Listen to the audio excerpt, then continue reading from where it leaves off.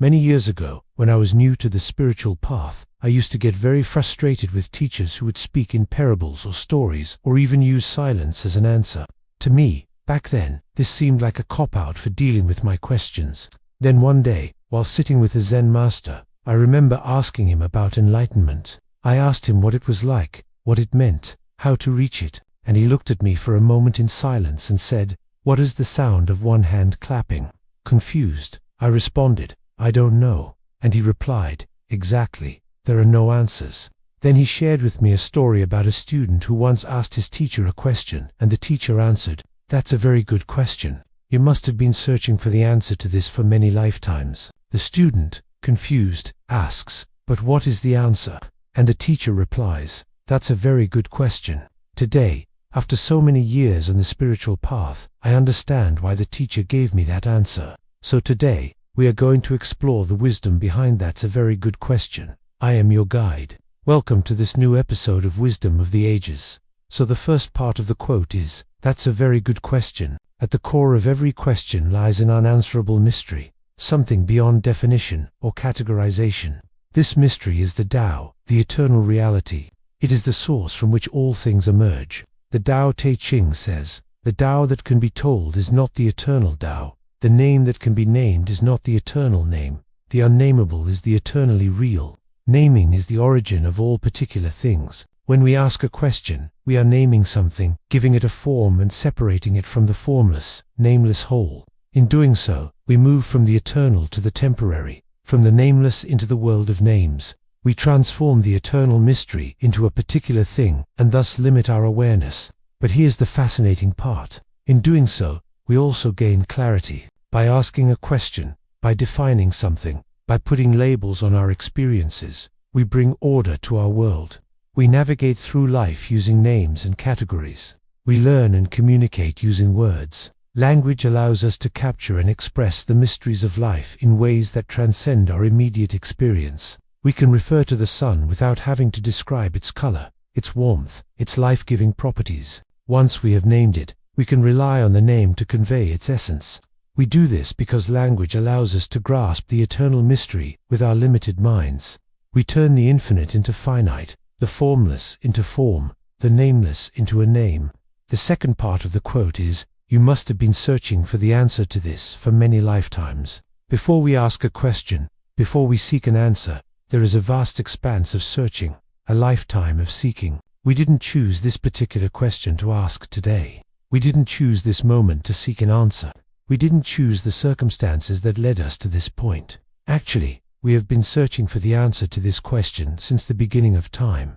This question is not new. It has always been there. We have been searching for the answer since we first became aware of ourselves, since we first began to distinguish ourselves from others, since we first started to name things. Our entire spiritual journey, our entire path of self-discovery, is nothing but the search for the answer to this one fundamental question.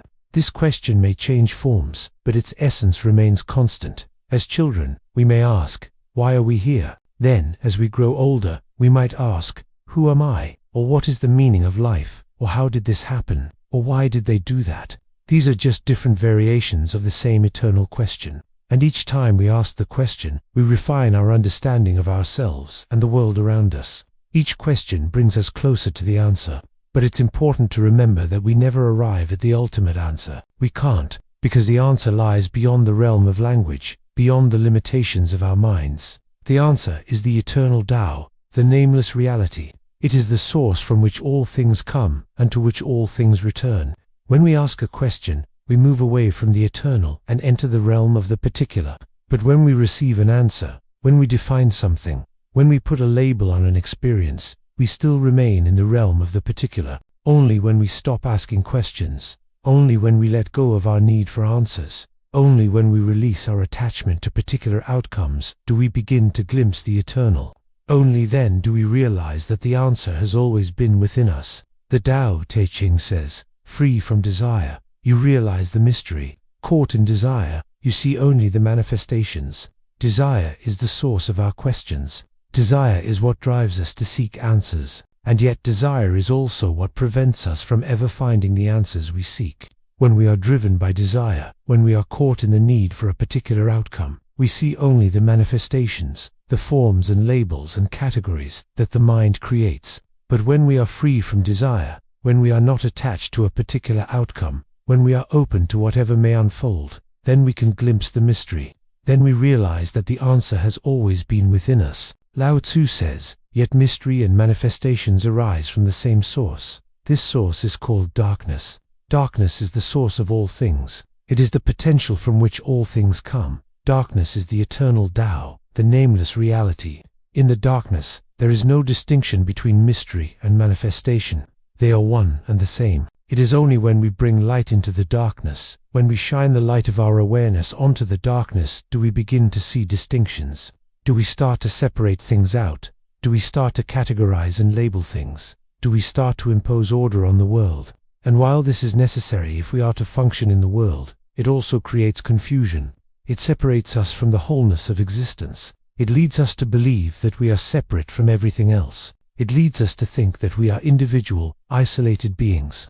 And so, Lao Tzu tells us to return to the darkness, to dive into the depths of our being, to explore the source from which all things arise. He says, "Darkness within darkness, the gateway to all understanding. In the darkness, there are no questions, there are no answers. There is only the eternal Tao, the nameless reality. Here we are one with all things. Here we are not separate from anything.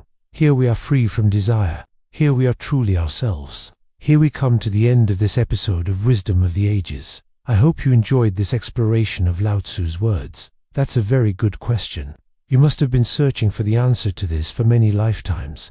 May you always remember that you are loved. May you always remember that you are enough. And may you always remember that you are connected to everything. Thank you for watching.